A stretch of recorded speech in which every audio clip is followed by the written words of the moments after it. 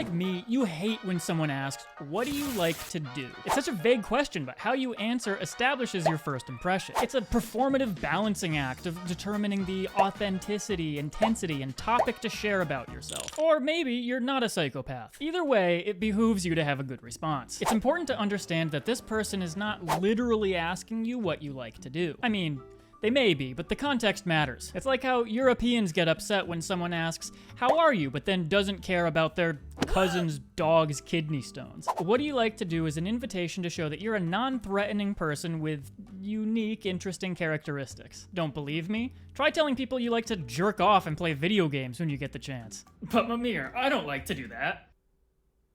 Sure. The key is to find something interesting but not completely unexpected, because that makes you sound a little crazy. Take a look at this scale. These are the kinds of remarkable insights you can expect from hiring a consultant. Consulting where money goes to die. Most people tend to fall near one of these points when answering what do you like to do.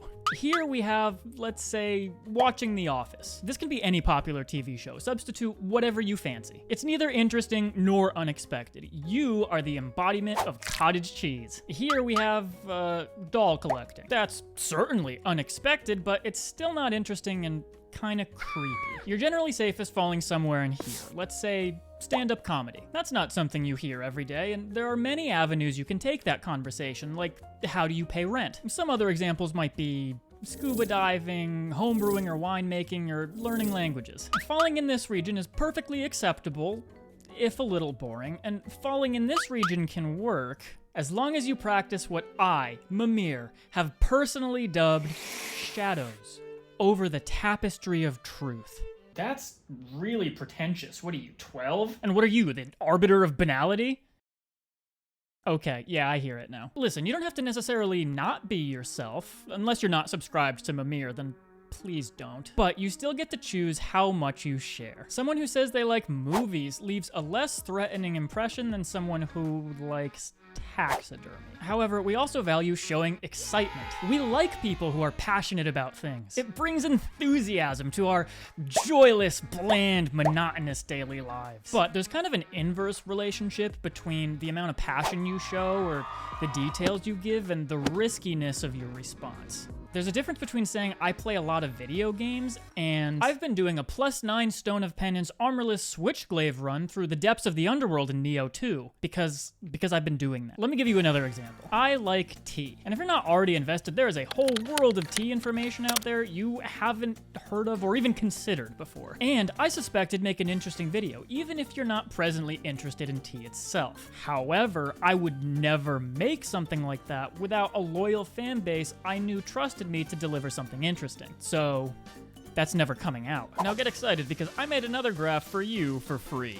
What a steal. It looks something like this. Here's, let's say, sports. This is one of the least threatening things you can say, but it's also somewhat boring. So you might go with something like, I really like hockey. I grew up in Boston, so I love the Bruins, and I try to catch all of their games. Movies would be around here as well. Then a little further down, we have something like reading. It's mainstream. Maybe you're a bit of a nerd, but that's okay. I'd say cooking and gardening would probably be around here. Probably not the first thing you'd hear, but maybe the second. Then let's jump to around here, where you could say maybe meditation. We're getting into the area where you probably don't want to over-divulge until they ask for it.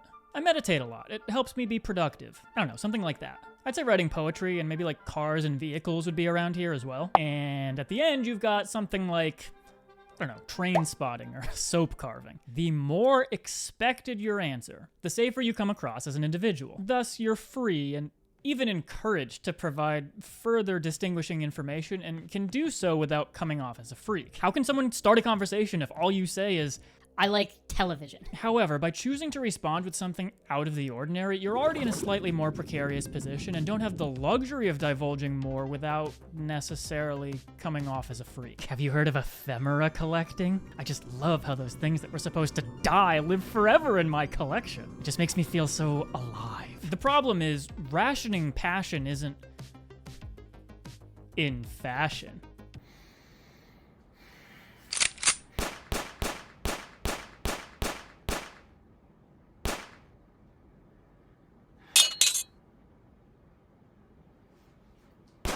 Okay, what I mean is this. It might not come naturally, and it's highly context dependent. If you think I'm cute and I give a 10-minute monologue about gardening, you might find that endearing, until the oxytocin wears off and you realize that giving personalities to my petunias might have been a red flag. When my boss politely asks me in the minutes leading up to a meeting what I got up to last weekend, he might not be so charmed if I take up work time talking about my hydrangeas. You want to learn to use your passion like a spice. Enough to spark interest and showcase your originality, but not too much that it's overpowering or threatening. I like to read isn't quite as interesting as I like to read.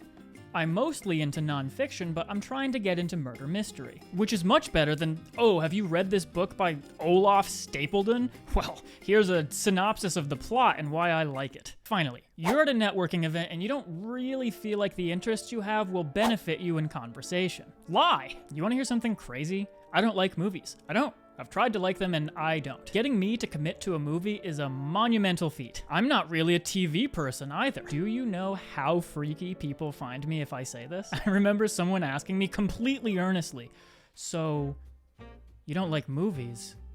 What do you do? With like, disgust. And it's not just movies. Not liking sports in the office can be a detriment, and people will literally pretend. So I have a socially acceptable answer to what's your favorite movie, it's just not true. No one's gonna know or care how accurate your response to what do you like to do is. It's more about creating the opportunity to build a connection. And at the end of the day, the sun is burning out, so nothing really matters anyway. Listen, if you've made it to the end of this, I need you to do me a favor. If you're not subscribed, obviously subscribe, but if you are subscribed, please turn on notifications. And if you do this and then let me know, I'll write you a haiku.